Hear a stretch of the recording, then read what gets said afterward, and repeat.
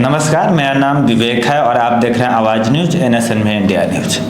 अभी हम बिहार की राजधानी पटना में हैं और पटना में जो प्रदेश कार्यालय है बीजेपी का वहाँ पे हैं और हम एक ऐसे शख्स से बात करेंगे जिनको आप सभी जानते होंगे, अनमोल सोवित जी। अनमोल सोवित जी, बहुत बहुत स्वागत है आपका। धन्यवाद विवेक जी।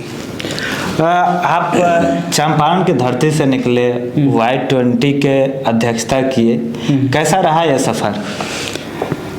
काफ़ी अच्छा रहा जी, काफ़ी मज़ा आया। राहुल गांधी जी वाला मज़ा नहीं लेकिन काफ़ी इंटरेस्टिंग सफ़र रहा। ऑनरेबल PM के साथ काम करना अपने आप में एक उपलब्धि है जी।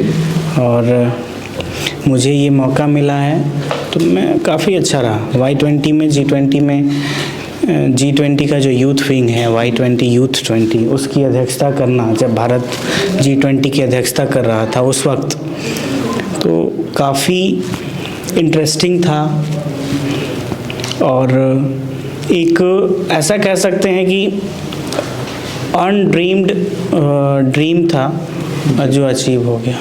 अच्छा, पहले तो मैं आपसे एक चीज़ जानना, वैसे Y20 है क्या, अपने दर्शकों को बताइए। Y20 यानी कि यूथ 20 G20 का यूथ विंग है। G20 ग्रेट 20 नेशंस, जो 20 countries, 19 countries plus European union, जिसका एक समूह है जिसको G20 कहा जाता है। और ये समूह 85% विश्व के इकोनॉमी पे अपना कंट्रोल रखती है। ये जो कंट्रीज़ हैं उनका 85% इकोनॉमी पे कंट्रोल है।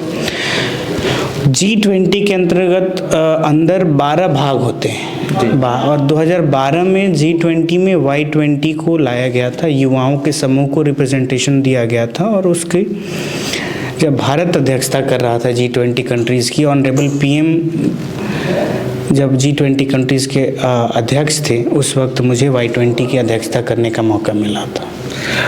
अनमोल जी, जैसे कि आपने बताया कि G20 में ही Y20 है।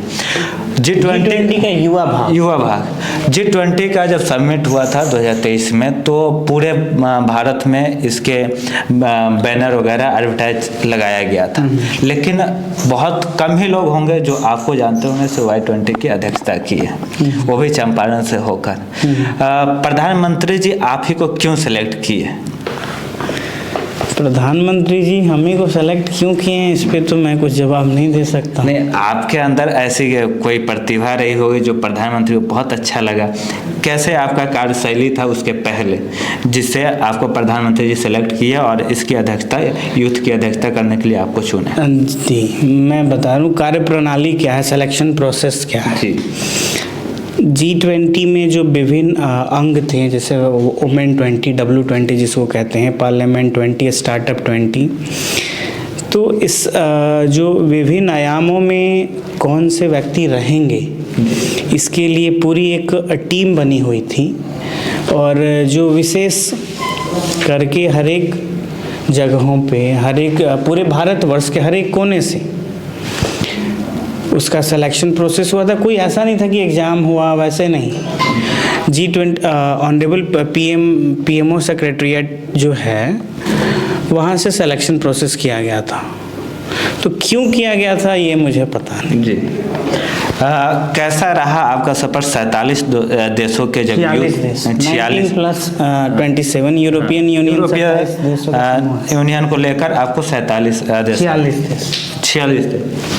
तो उसके यूथ को आप अध्यक्षता किए थे, कैसा एक्सपीरियंस रहा? एक्सपीरियंस के मायने में आपको बताना चाहेंगे कि भारत के युवाओं के साथ 46 देशों के युवाओं के साथ जुड़ने का मौका मिला, इंटरेक्शन हुआ। और काफ़ी गर्व से मैं कहना चाहूँगा कि उस वक्त 100% कंसेंसस के साथ हमारे विषयों को पूरे विश्व, जो 46 देश हैं, उनके युवाओं ने एक्सेप्ट किया था। तो आप ये समझ सकते हैं कि अगर कोई हमारी बातों को मान रहा है, युवा, जो हर एक विषय पे हम लोग कॉन्ट्राडिक्शन होता है, हमारे आम एक फ्रेंड सर्कल में भी कॉन्ट्राडिक्शन हो जाता है, लेकिन 46 कंट्रीज़ के यूथ एक विषय पे आकर के सहमति बनाते हैं भारत की अध्यक्षता में, तो वो पल कैसा रहा होगा और वो फीलिंग्स कैसी रही होगी, इसको शब्द में व्यक्त नहीं किया जा सकता। हाँ, कहीं हम लोग रिसर्च कर रहे थे तो उसमें मालूम चला था आज के पहले, मतलब जो भारत, उससे पहले कभी भी ऐसा नहीं हुआ था जो सभी देश सहमति बनाए थे।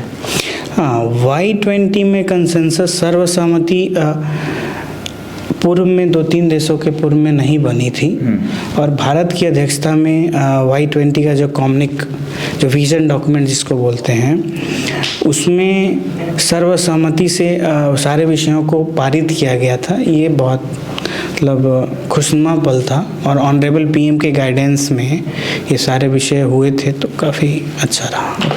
दर्शकों हम बता दें से G20 का जो आप लोगों ने देखा था और उसके अंतर्गत आता है Y20, उसके अध्यक्षता कर चुके हैं, और बहुत कम लोग जानता है इसको, लेकिन ये आज हमारे समक्ष हुए हैं तो हम सोचे आप तक पहुंचाएं। अब इनकी जो और भी सफ़र है उसके बारे में बात करते हैं।